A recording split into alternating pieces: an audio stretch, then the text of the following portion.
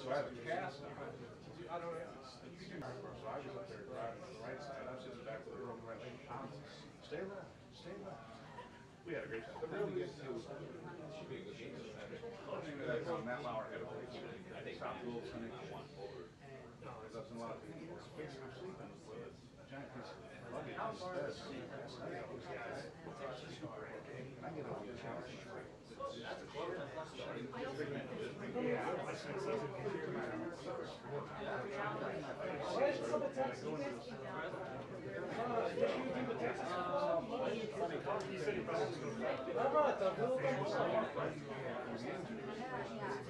So they kept pumping me full of stuff there. A couple of times a week. You gotta get the wheels out. We did. My doctor there was a pair matches. And we got rid of it. That's why it's so frustrating. So we did that. We call it. Oh, when I go back to the do whatever you want. We ran around the city. And so,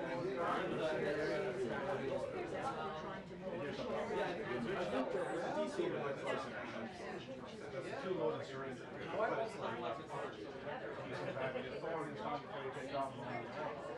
Things would never happen. Anyhow, they wouldn't give me free morphine like that either. Oh, okay. Yeah, you guys have I grew up in Canada. I get back and I see, we couldn't find the antibiotics. They couldn't figure out what it was. We had to go back and see there's no solution. They do it on Saturday, they don't have national legs because they could say it was more of a, they haven't, they go back and study up this, what's your anyhow, it was, I would describe the hospital as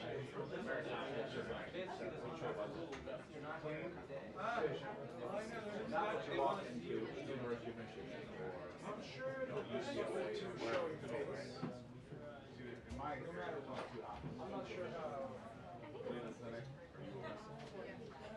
You want to die? Go anywhere else.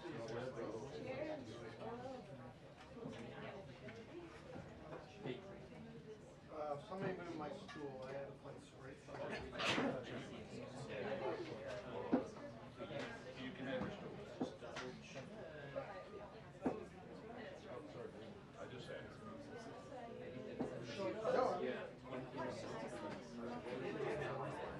Out there?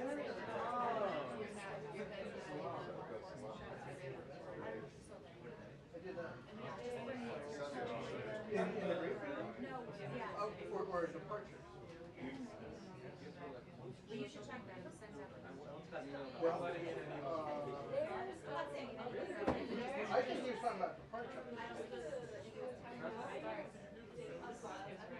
I didn't see any email. I just worked here.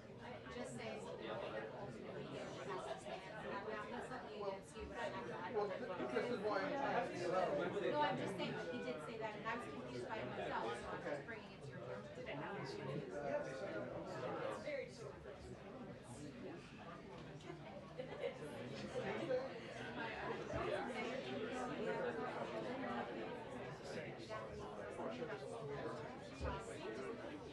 Oh, this one works.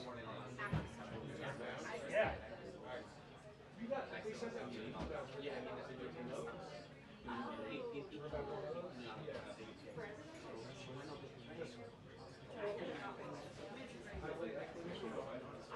Well, I think this is probably what. Yes,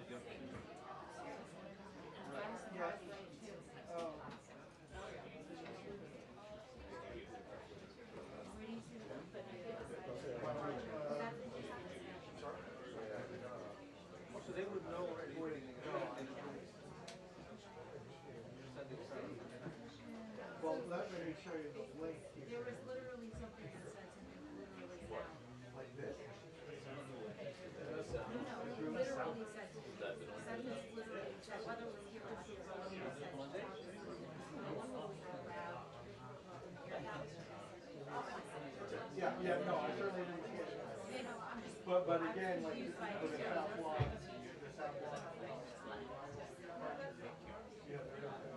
Are you able to say like, oh, I'm not gonna be around? What was the difference? Again, I don't know. I'm not, I don't know. I'll look it up. Are you here at the school? Yeah, I don't know that what it's saying. Definitely not within your radius.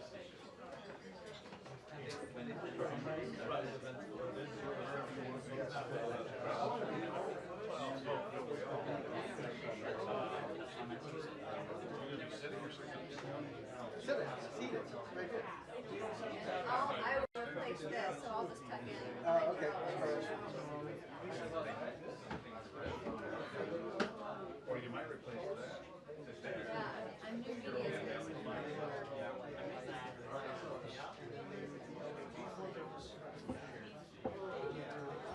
See, there's no reason news has to be here. Say again. There's no reason news has to be I here. have no idea what they are or who they belong to, so I'm gonna agree with you.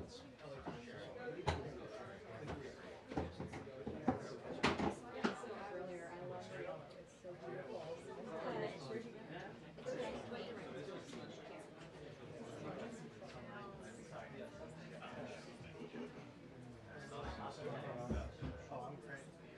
Well done.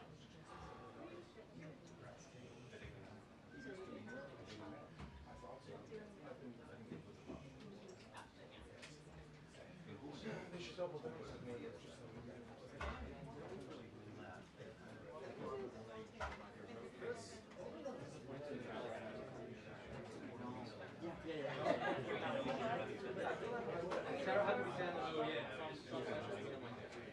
Oh, I'm in free. Oh, I work for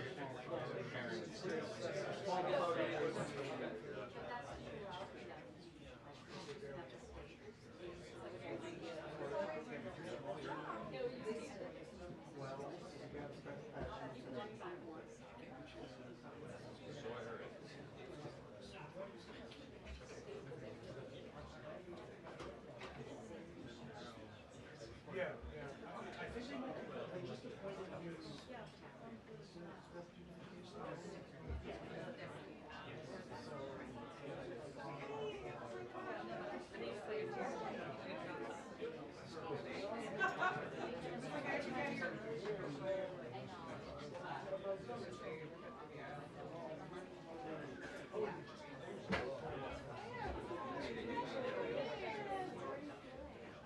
I guess. Or I would just miss one. Wait, how long? Around that time is when I started eating like everyone. It's cold? Oh. You saw me back. The air conditioning works. Yeah.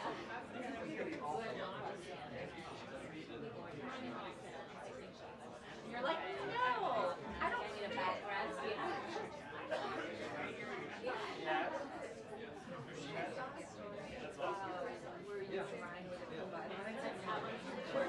Is that really? That's it. It was adorable. I know. It was cute. So I got us started.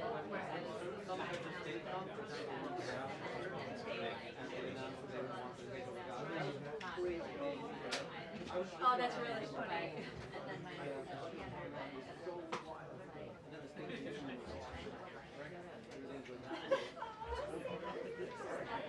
yeah, was it on the pardon? Yeah. It was very cute. Yeah. My husband and I will not go by line together. Hey, that's one of the best.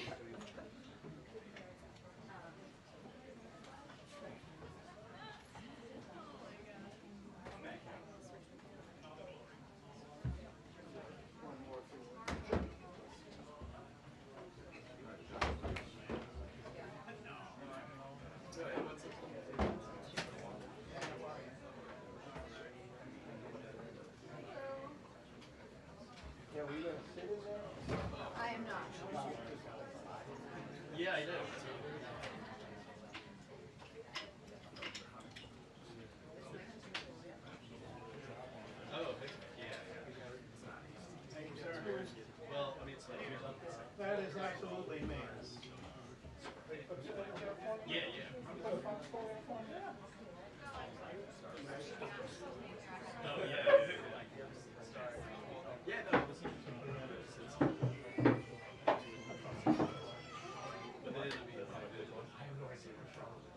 About what? You said excited? I'll wait. Everything's overpriced.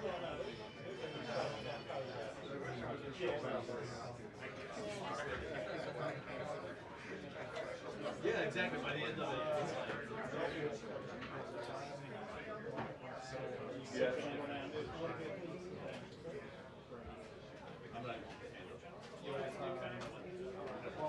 Not something. I guess they're doing Yeah, exactly. Yeah. Sure.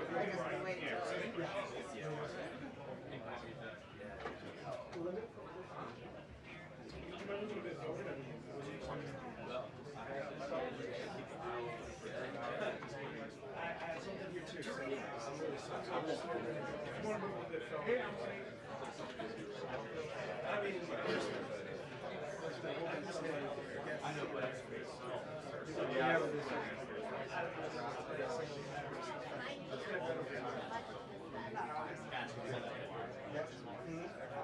No, they bring in a new media person.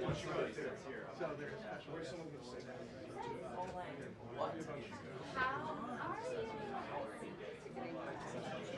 Yeah, that's yeah. We'll try to make sure I can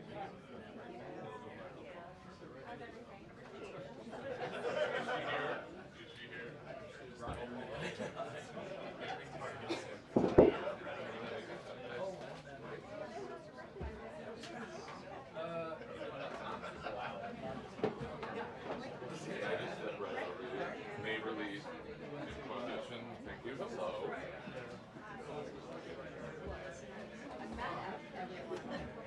Okay, got it. Yeah. Yeah, I see it, yeah. I think you've talked to me, whatever you said. There is a new truck.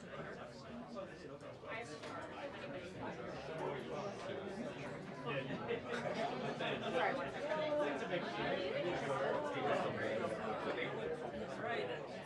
There was only a few.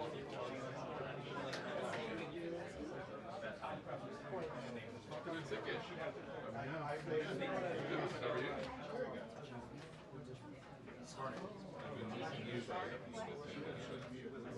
And you know why? Yeah, I got it there. It's a problem that can be fixed.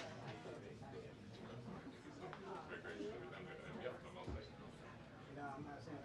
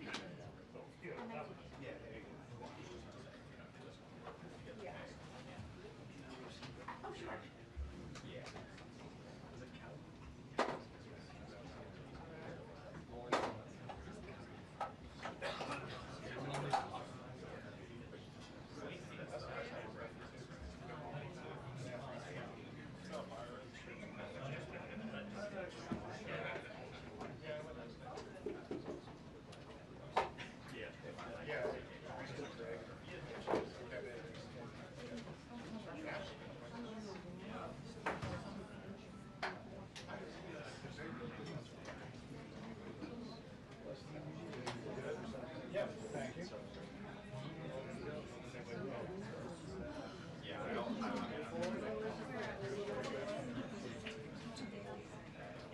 Exactly.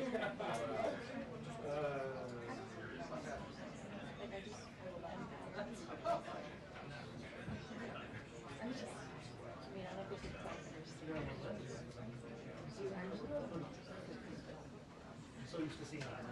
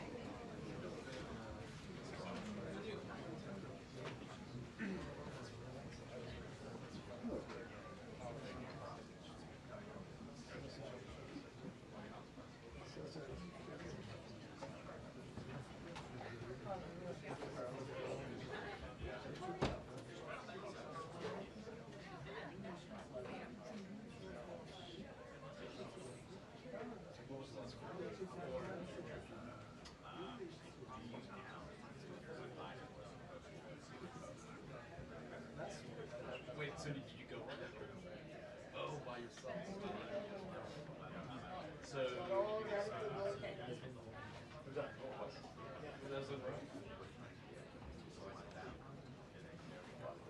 I keep it wide.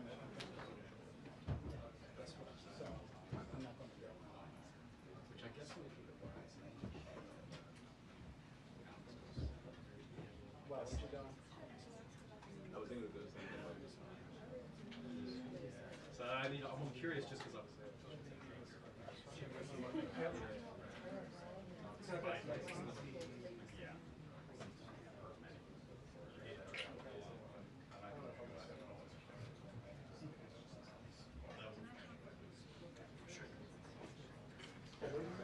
And there was no.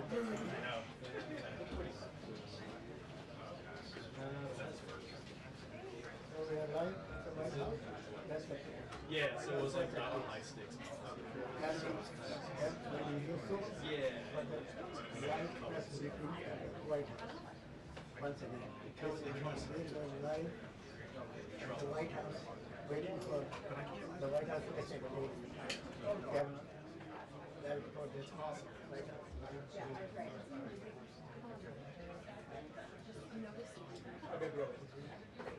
Basically said, John said he cannot consider that an emergency. And so we expect to hear the next steps about that. But just as we are coming to air, this is going to sound repetitive, but it's not. It just keeps happening. Another federal judge here in Washington, D.C. struck down, or at least blocked, some of the executive orders related to tariffs and China that President Trump signed around Liberation Day.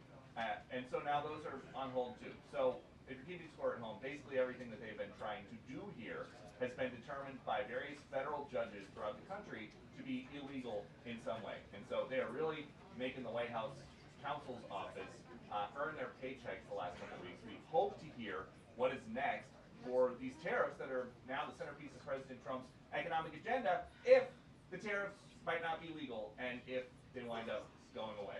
How does that affect negotiations? Karoline Leavitt should tell us in a couple minutes.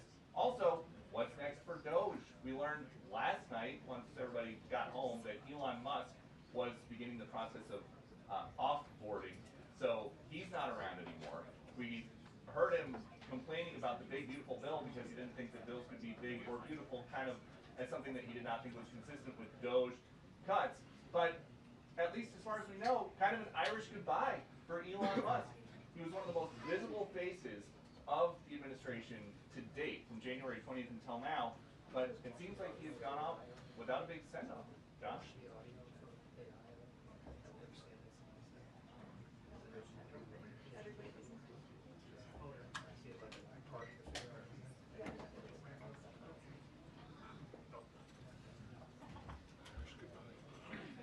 Thank you. It's the only way. Do you think that's the last time you're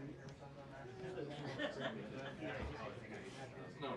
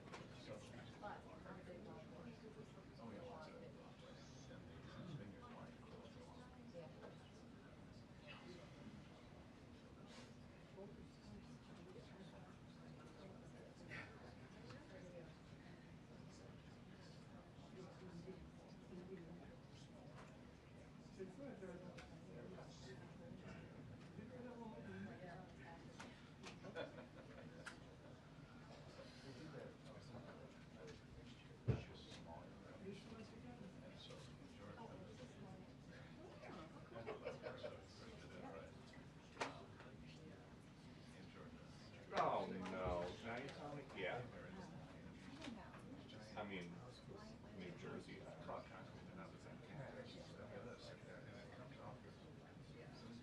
I'll find her.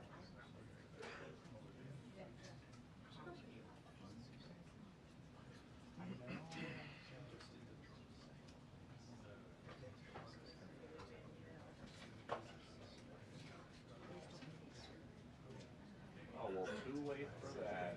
That's fine. I mean, It's- because I'm sure that's not. Not today yet, but I'm just haven't appeared publicly.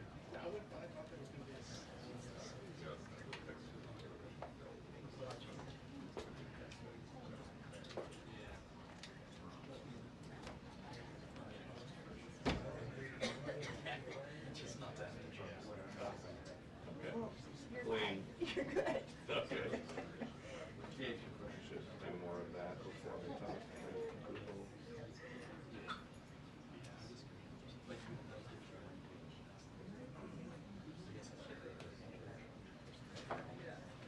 Yeah, that's all I do. I couldn't.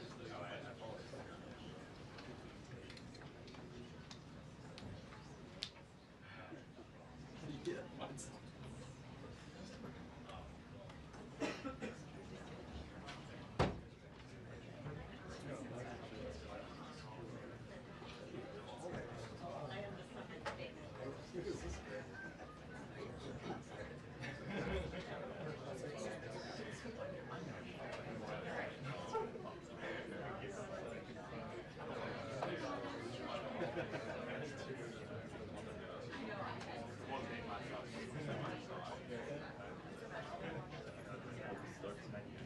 Yeah, right.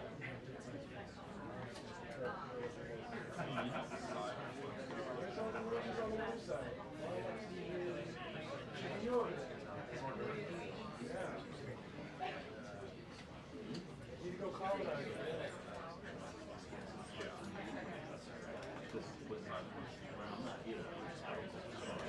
I don't either.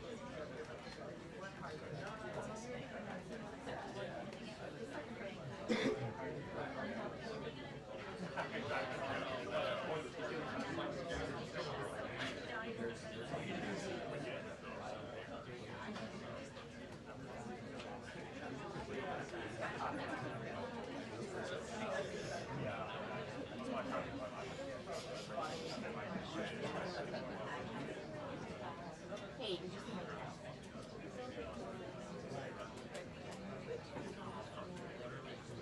Did a course that you found Oh, the same one? Oh, okay. Did you look through the transcript?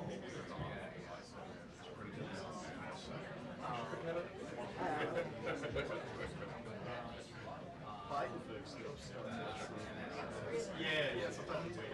Yeah. This is actually relatively. Which one? It's a little fewer. I mean, I don't know. Part of it's Trump speaks. Maybe they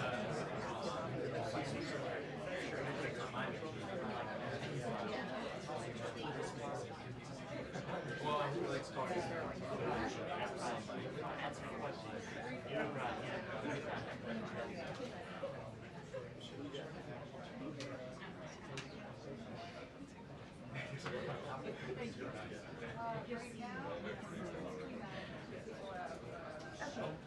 I just for the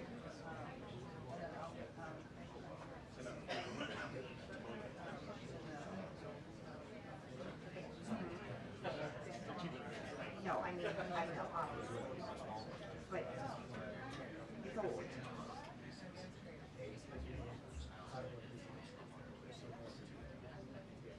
Yeah, okay.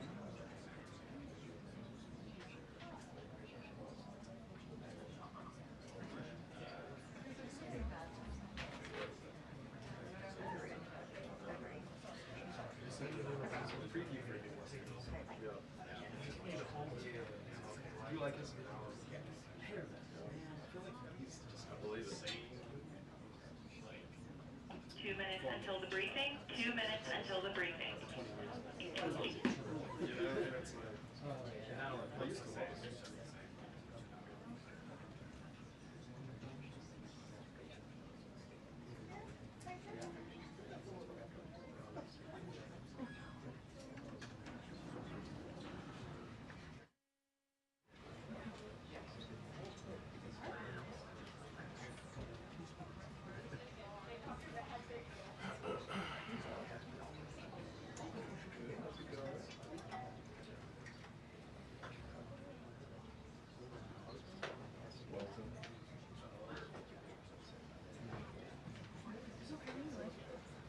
Great. Just 6 weeks today for the baby and 13.5 pounds. Okay. It's big.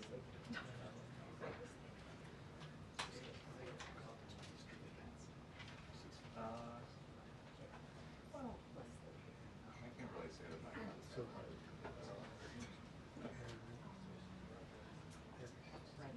yeah. I'm kidding.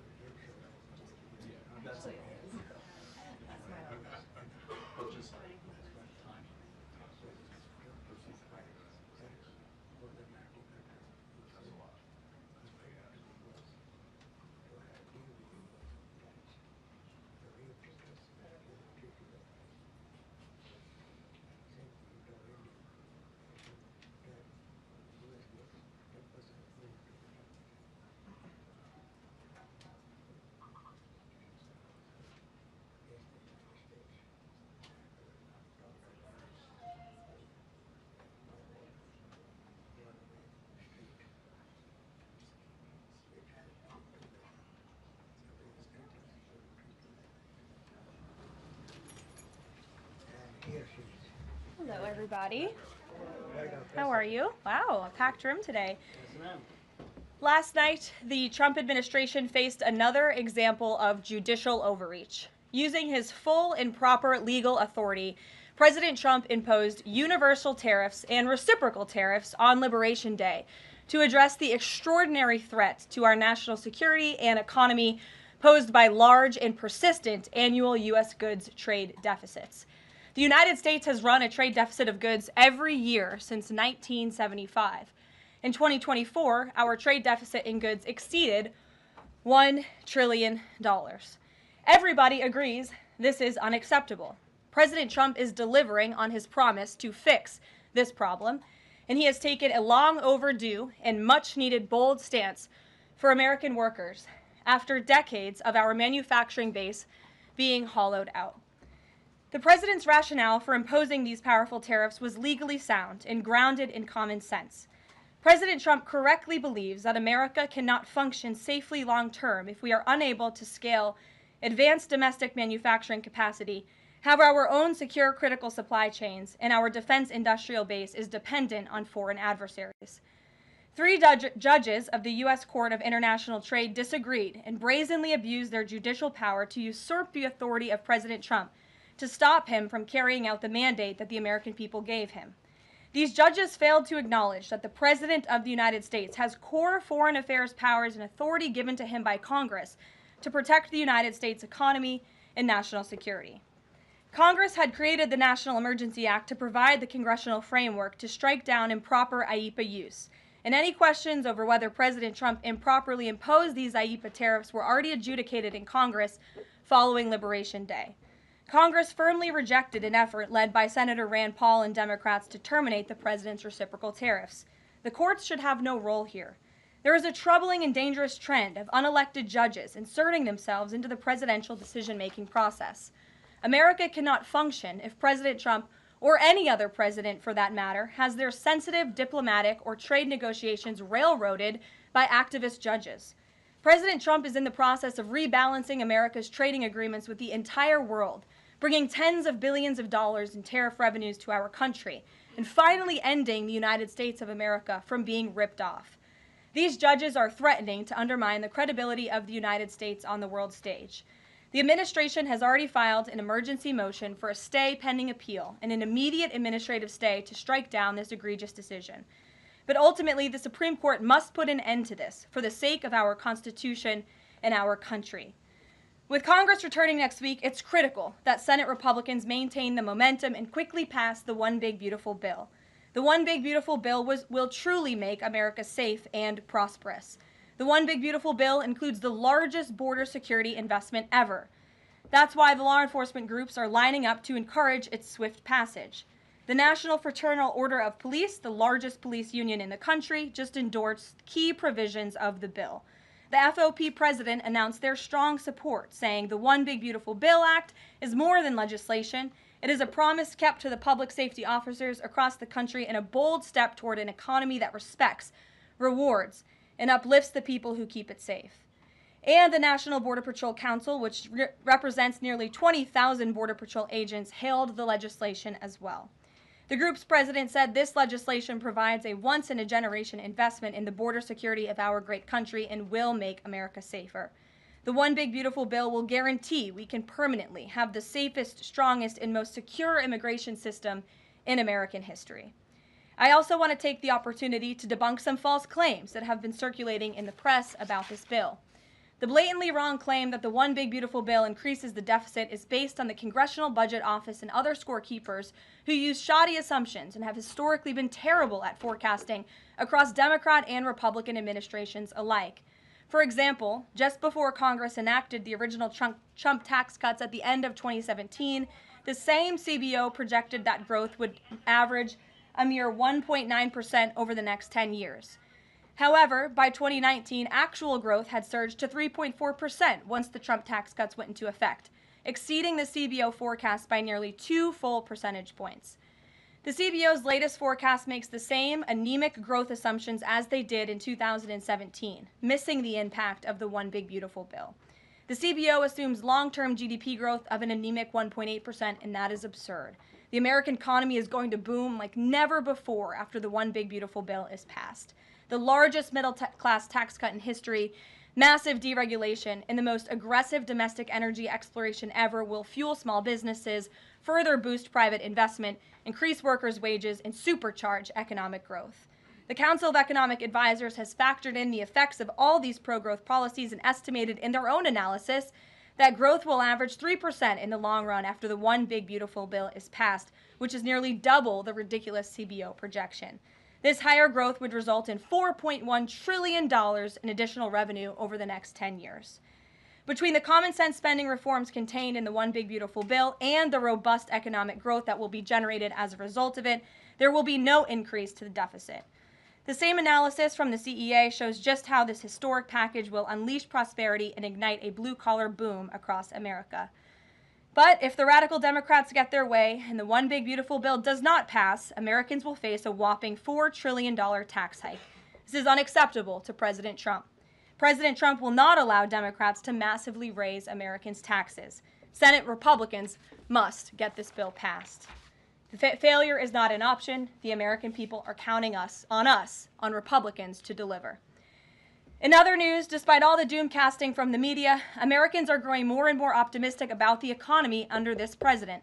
Consumer confidence surged in May with the biggest monthly jump in 4 years, smashing expectations. According to the release from the Consumer Confidence Index, the increase in confidence was broad-based across all age groups, income groups, and political affiliations. Our country is clearly heading in the right direction under President Trump's bold leadership. For the first time in history of Rasmussen polling, a majority of Americans believe the country is on the right track. It's unsurprising because the president is fulfilling the promises he made to the American people. Here in our new media seat today, we have the editor-in-chief of The Federalist, Molly Hemingway. The Federalist is led by Molly and Sean Davis and provides fearless journalism and coverage of politics and culture to millions of readers all over the world. Thank you for being here, Molly, and why don't you please kick us off? Thank you, Caroline. Thank you. In the first Trump administration, there was an effort to stymie the agenda of Trump through the Russia collusion hoax perpetuated by many people in the media, including some people seated here, or the media outlets they represent, and other Democrats as well. The second Trump administration, to reference what you said at the beginning, seems to be subject to an effort to stymie the agenda using rogue lower court judges. You mentioned that the Supreme Court could and should do something to rein in these lower court judges. Also, Congress could do something about it, but they don't seem terribly interested in it. It also seems there's not much of an actual coordinated effort from this White House to take and tackle this effort from judges, Democrats and other people using these judges to stymie the agenda.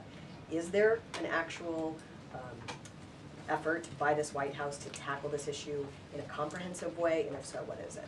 There is an effort by this administration to tackle these rogue judges and the injunctions and the blockades that we have faced in our broken judicial system in every case. I mean, we have seen time and time again these lower district court judges ruling against this administration in the president's basic executive authority and powers, and this administration is fighting every single one of those battles in court, including already the block that came down from the tariff court, the IEPA court last night. And as on my way out here to the briefing room, I understand that there was another district court judge right here in Washington, D.C. who ruled against the president's tariff power.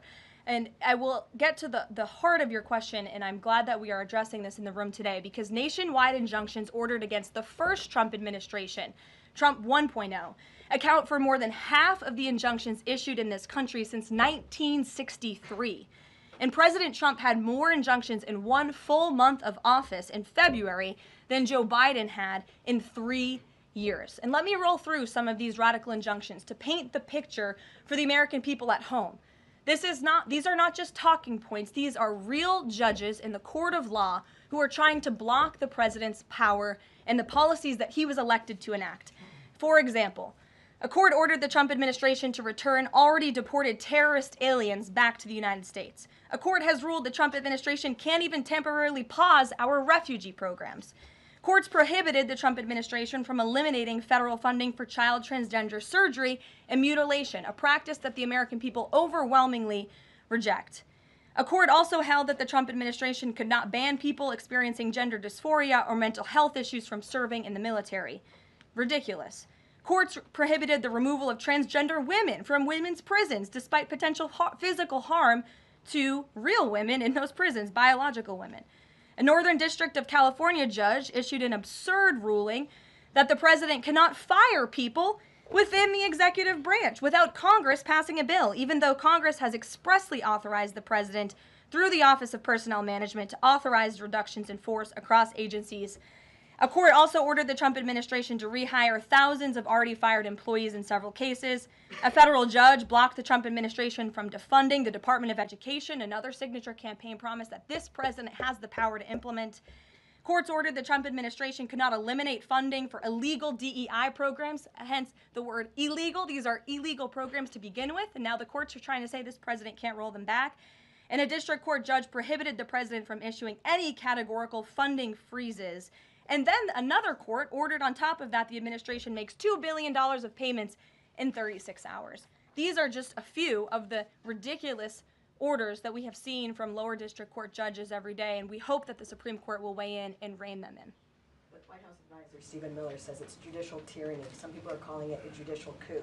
You're saying you're responding to each and every one of these actions, efforts by these judges to delay or thwart the implementation of the agenda, but is there going to be anything more than that, or is it just going to let this operation continue, even though it could delay everything for years until the presidency is over? The administration is operating under the directive given to from the president that we need to comply with the court's orders. He's made that very clear, but we're going to fight them in court, and we're going to win on the merits of these cases because we know we are acting within the president's legal and executive authorities. And thanks for being here. Gabe. Thank you, Karoline. Question on tariffs, but first actually some foreign policy news, some breaking news. Some local Israeli media is reporting that Prime Minister Netanyahu told hostage families that he's accepted a 60-day truce offer. So can you confirm, have Israel and Hamas agreed to a truce? I can confirm that Special Envoy Witkoff and the president submitted a ceasefire proposal to Hamas that Israel backed and supported. Israel signed off on this proposal before it was sent to Hamas. I can also confirm that those discussions are continuing, and we hope that a ceasefire in Gaza will take place so we can return all of the hostages home, and that's been a priority from this administration from the beginning. I won't comment further as we are in the midst of this right now. So to be clear, you don't know if Hamas has accepted it yet? Not to my knowledge, but certainly if that becomes the case and this ceasefire goes into effect, you'll hear it directly from myself, the president, or Special Envoy Witkoff. On tariffs, Kevin Hassett earlier this morning, he brushed off a legal ruling and called it a hiccup, and he said that trade deal negotiations would continue. Why would other countries continue these trade deal negotiations given the ruling? Because other countries around the world have faith in the negotiator-in-chief, President Donald J. Trump. And they also probably see how ridiculous this ruling is, and they understand that the administration is going to win, and we intend to win. We already filed an emergency appeal. We expect to fight this battle all the way to the Supreme Court.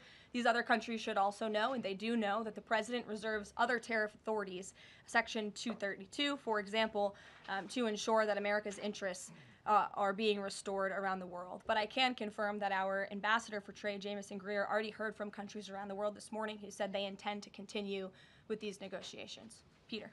Thank you, Karoline. So many of the president's plans right now are being blocked by courts. If the courts are going to be the ones who are shaping policy, does the president wish he would have just become a judge instead? I think the president would take this job over being a judge, and certainly the president is acting within his authority. He wishes judges would do the same. But so the courts are basically telling you guys they think that the White House's policies, the president's policies, are in some way against the law. So why can't President Trump ask the Republicans that control the House and the Republicans that control the Senate just to make a new law? Well, these laws have already been granted to the president by the Constitution and by laws that have been previously passed. I'll give you another example. For instance, we've been blocked in court for the revocation of visas from individuals who have the privilege of studying in the United States of America. Secretary of State Rubio has simply used his authority to revoke those visas, to revoke that privilege, and we've seen the courts try to block that. So if these judges want to be the Secretary of State or they want to be the president, they can run for office themselves. It should be the other way around. But all of the actions the president has taken rely on legal authorities that have already been granted to him by our nation's existing laws. And on a different topic, there's some folks in President Biden's inner circle, who are now in talks with Republicans in Congress to give interviews about how they may have handled President Biden's decline. Is the president satisfied with aides only sitting for these transcribed interviews, or would he also like to see some kind of testimony from the former First Lady, Dr. Biden? I think, frankly, the former First Lady should certainly speak up about what she saw in regards to her husband and when she saw it and what she knew. Because I think anybody looking, again, at the videos and photo evidence of Joe Biden with your own eyes and a little bit of common sense can see this was a clear cover-up. And Jill Biden was certainly complicit in that cover-up. There's documentation, video evidence of her clearly shielding her husband away from the cameras. They were just on The View last week. She was saying everything is fine. She's still lying to the American people. She still thinks the American public are so stupid that they're going to believe her lies. And frankly, it's insulting, and she needs to answer for it. Ouija. Thank you, Karoline. President Trump was asked what he thought about Elon Musk's claim that the big, beautiful bill increases the budget deficit and undermines the work of DOJ. And the president didn't actually comment on those remarks. He just talked about the need to support the bill. So what does the president think about what Elon Musk said? Well, the president is very proud of the one big beautiful bill, and he wants to see it pass. He wants the Senate to get to work on it and send it to his desk as quickly as possible. Of course, as you know, Elon Musk announced last night his departure as an official special government employee from the Trump administration. We thank him for his service. We thank him for getting DOJ off of the ground, and the efforts to cut waste, fraud, and abuse will continue. So he doesn't have any comment about Musk saying it adds to the deficit and it undermines all his work? The president commented on this. I commented on it. I told you that this bill saves $1.6 trillion according to the Council of Economic Advisors and the analyses that the president believes in. So he gave a comment. I gave a comment. Just because you don't like that comment doesn't mean it's not a comment. Rachel. Thanks, Caroline. Back on trade, I know you said the White House is going to fight this ruling in court. Is the administration actively reviewing other avenues, other options to carry out the president's trade policy? The president's trade policy will continue. We will comply with the court orders, but yes, the president has other legal authorities where he can implement tariffs. However, it does not dispute the fact that the president was right to declare a national emergency when it came to fentanyl and when it came to our crippling deficits and the lack of critical supply chains here at home. That is the reasoning for the president's tariffs. And the court didn't dispute those facts, by the way. And there have been other courts that have reaffirmed the president's position. In fact, a ruling in federal court earlier this month shows that the administration is in the right, said we will win on appeal. A federal district judge in Florida ruled that IEEPA, in fact, does grant the president the authority to unilaterally impose tariffs. And 20 years ago, I will add, they are not a court, the New York Times editorial board responded to the January 2005 trade deficit of $58.3 billion by writing an editorial entitled Dangerous Deficits. And since then, our trade deficit has more than doubled. The U.S. trade deficit in January totaled a whopping $131.4 billion. So people on both sides of the aisle, pundits, lawyers, legal scholars, politicians have all agreed that it is a national emergency, our trade deficits and our lack of critical supply chains here at home. It's just President Trump was the first president to actually act on it, to restore that wealth and that prosperity to the United States of America. And it's very unfortunate that the courts are now blocking his attempts to do that. Has the administration then reached the point where you are actually asking your economic advisors to start reviewing other avenues to implement the president's trade policy, or do you want to just see this legal process take place for now? We can walk and chew gum at the same time. We are doing both. Josh. The Fed says the president met with the Fed chair earlier today. I'm wondering if you can give us any readout of that meeting. The Fed also says that they discussed the economy. I imagine the president might have shared views on rates as well, but what can you share with us? I can share with you that we saw, the president and I both saw the statement that the Fed put out after the meeting. That statement is correct. However, the president did say that he believes the Fed chair is making a mistake by not lowering interest rates, which is putting us at an economic disadvantage to China and other countries. And the president's been very vocal about that, both publicly and now I can reveal privately as well. Did he speak at all about his plans for that position, but whether he would seek to move Jay Powell out of that position or keep him in until his term ends? No. Okay. Ask very quickly on the tariff question. You mentioned Section 232 earlier. Are you suggesting that you might sort of speed up some of the existing 232 investigations? Or are you talking potentially using 232 as a replacement power if this ruling doesn't go your way? Of course, you hope it does. I'm not suggesting that. I'm just simply stating the fact that the president has other legal authorities he can use to implement tariffs, and the administration is willing to use those. As you know, we already have applied Section 232 tariffs on specific industries. Thank you. Yep, thank you. President Trump said that he needed 1.5 to 2 weeks to determine whether or not he believed Vladimir Putin wanted peace. He has been in office now for 4 months. What does he believe is going to happen in the next 1.5 to 2 weeks that would change his opinion?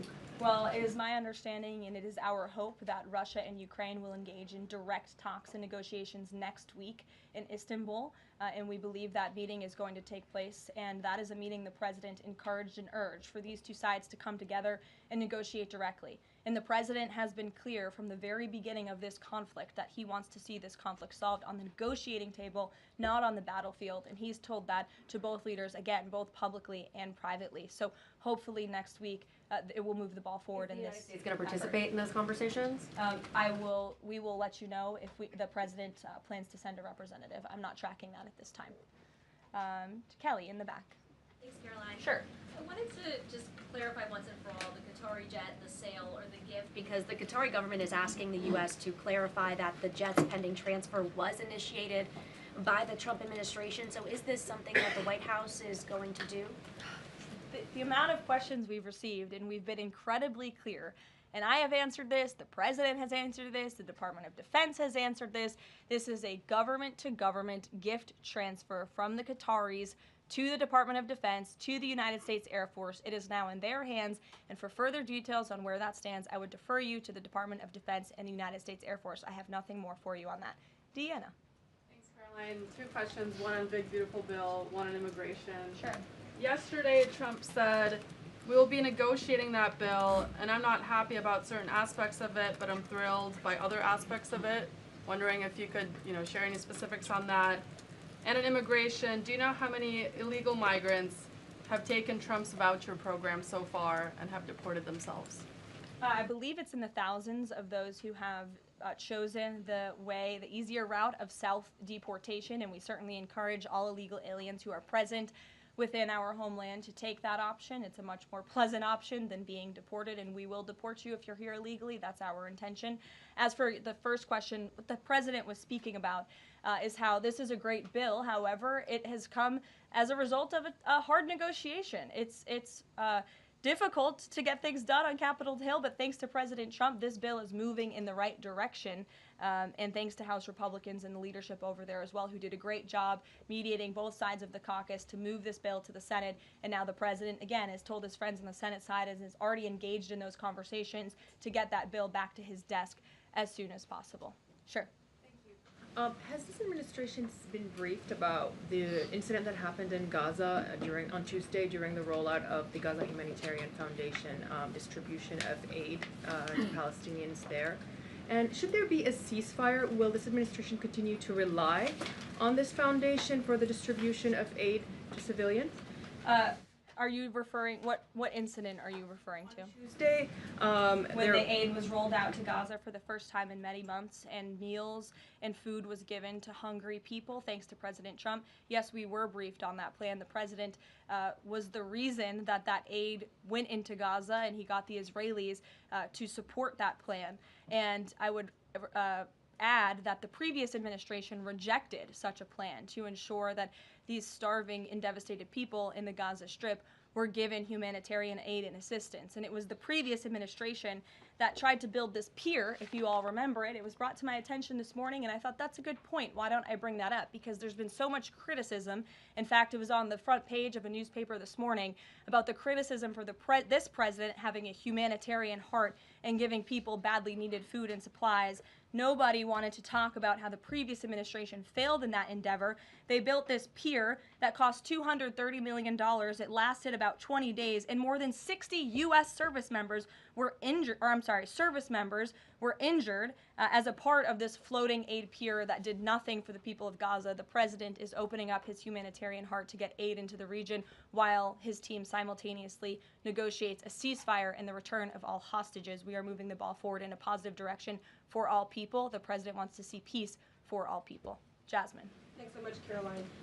A notice investigation found that the Hallmark Maha Commission report that was released last week cites studies that appear to not exist. We know that because in part we reached out to some of the listed authors who said that they didn't write the studies cited. So I want to ask, does the White House have confidence that the information coming from HHS can be trusted? Yes, we have complete confidence in Secretary Kennedy and his team at HHS. I understand there were some formatting issues with the Maha report that are being addressed, and the report will be updated, but it does not negate the substance of the report, which, as you know, is one of the most transformative health reports that has ever been released by the federal government and is backed on good science that has never been recognized by the federal government. Follow-up, can you talk about what tools or research goes into production of these kinds of reports? For instance, is it AI that's used to put together these reports now? I can't speak to that. I would defer you to the Department of Health and Human Services. What I know is just what I told you. Lindsay. Caroline. Many small businesses that we've talked to since the tariffs have been in place have said what would really help them is a long-term plan so that they can catch up. In light of what's happened now, this trade war with the courts, how will that impact this 90-day window? Will you guys be adjusting that? And how can you help relieve some of these small businesses? Well, I would say nobody understands the needs of business owners, and nobody has the backs of our small business community more than President Donald J. Trump. He believes, I've heard him talk about this with small business owners himself, that small businesses are truly the backbone of our American economy. And that's why the president is supporting the One Big Beautiful Bill. So for those you spoke to who are asking for a long-term plan, big tax cuts are coming their way. No tax on tips, no tax on overtime for their workers, more money in their pockets. Their bottom lines will be larger. They can pay their people more. Wages are going to go up. Inflation will continue to come down. We've already seen energy prices plummeting as a result of this president's economic and energy agenda that he has been implementing across the federal government, reducing burdensome regulation. All of that is good news for small business owners across the country. That's why they strongly support the president, and that's the Trump economic plan that is underway. And again, you're emphasizing, I believe, the need to pass the One Big Beautiful Bill, and the president wants to see that happen. Sure. Will you still work within that 90-day window for these trade negotiations? Does that still stand? Again, as far as we're concerned, our trade agenda is moving forward, and we've already heard from countries around the world today who will continue to negotiate in good faith with the United States so we can cut good trade deals on behalf of the American people, and we fully expect to win this case in court. Sure. On Golden Dome, the president put out this number of $61 billion. How did he arrive at that? Is that the number it will cost to protect Canada, and is it negotiable, or where did it come from? I can certainly ask the president, and I can check in with our research team, and we'll get you the facts on that number. But the Golden Dome is certainly a significant investment in our nation's national security and homeland security to protect Americans, all of you in this room, from future threats. Have the Canadians been talking in good faith about paying to be in it? I know they've expressed some interest. Well, the president has certainly expressed to the Canadians how we are essentially subsidizing their national defense. He brought it up in his meeting with their new leader here, and as you know, we'll be traveling to Canada next month for the G7, so I expect that topic of discussion to come up on that trip as well. Sure. Hi, thanks, Caroline. There was a May Day USA rally in Seattle that happened over the weekend that devolved into some protests and riots. The Seattle Mayor Harrell said that it was a far-right rally held here to provoke a reaction by promoting beliefs that are inherently opposed to our city's values, which he defined as LGBT values. I know the FBI is looking into this, but has the president reached out to the mayor at all, asked him to apologize for this, and is this something that the administration would consider an example of anti-Christian bias? I'm not aware of that case. I know the FBI is looking into it, but I'm not aware of any phone calls the president may or may not have made to the mayor of that city. And then on DOGE, we know that Elon Musk is leaving. Do you have an updated leadership structure for who is leading the group? Is Russ Vought involved? And what is its new mission now, if any? Well, the entire cabinet is involved, and I spoke to the president about it this morning, and the entire cabinet understands the need to cut government waste, fraud, and abuse, and each cabinet secretary at their respective agencies is committed to that. That's why they were working hand in hand with Elon Musk, and they'll continue to work with the respective DOGE employees who have onboarded as political appointees at all of these agencies. So surely the mission of DOGE will continue, and many DOGE employees are now political appointees and employees of our government, and to the best of my knowledge, all of them intend to stay and continue this important work. Is there a DOGE leader taking the place of Mr. Musk? Well, again, the DOGE leaders are each and every member of the president's cabinet and the president himself, who is wholeheartedly committed to cutting waste, fraud, and abuse from our government. Michael. Thank you, Caroline. There's conflicting reports out of the Middle East right now. Saudi television network Al Arabia is saying that Israel and Hamas have agreed to a 60-day ceasefire. Sources with Hamas are saying that has not been agreed to. If and when that does happen, will we expect to hear something from President Trump announcing that? As I said earlier, yes, indeed. If there is an announcement to be made, it will come from the White House, the president, myself, or Special Envoy Witkoff. Caroline, one big beautiful bill. The president says he's not happy with all aspects of it. What changes would he like to see be made, and can this bill be both big and beautiful? It is a one big beautiful bill, as the name rings true, and the president, as I said, is currently working with his friends in the Senate who have some recommendations for the bill. Those negotiations and discussions are continuing, but the president's ultimate priority is to get this bill back to his desk for signature. And the president's priorities in this bill are non-negotiable in terms of the tax priorities he wants to see and the large tax cuts in the border investments that are currently in this bill. He is not going to allow them to go away for the American people. Sure, go ahead. Yes, I wanted to ask you about, has the president spoken to any of these foreign leaders about these agreements that have been reached, specifically the case of the United Kingdom that already has an agreement in place after this decision of the court in New York? Has the president talked to foreign leaders about what? About the court decision in New York. Which court decision in New York? The trade court. Oh, the trade court decision. He did speak to the leader of Japan this morning, and he said that was a very good call and a good discussion. And as I said, the president's cabinet, Secretary Lutnick, Secretary Bessent, and Ambassador Jameson Greer have all been in touch with their counterparts in countries around the world to let them know the United States will still be at the negotiating table, and we still expect countries around the world to treat us fairly. Again, I will just close by saying that how ridiculous it is that we've been ripped off, our middle class has been hollowed out, our manufacturing base has left and gone overseas, jobs have been offshored, and now no court did anything about that. No court did anything about hundreds of thousands of people being put out of work, about thousands of factories being closed down, about our deficits going to dangerous levels, as the New York Times has said. But now a court is trying to stop a president from trying to correct those wrongs of the past. And this administration will continue to do that. It's a promise the president made to the American people, and it's a promise they elected him on. We will win this battle in court, and the president will implement his America First trade policies. Thank you, everyone. Is the U.S. Steel situation tomorrow at the speech? I can tell you the president greatly looks forward to going to Pittsburgh, Pennsylvania, where he will discuss this historic deal and discuss American jobs and American steel, and we hope to see you all there. Thanks, guys.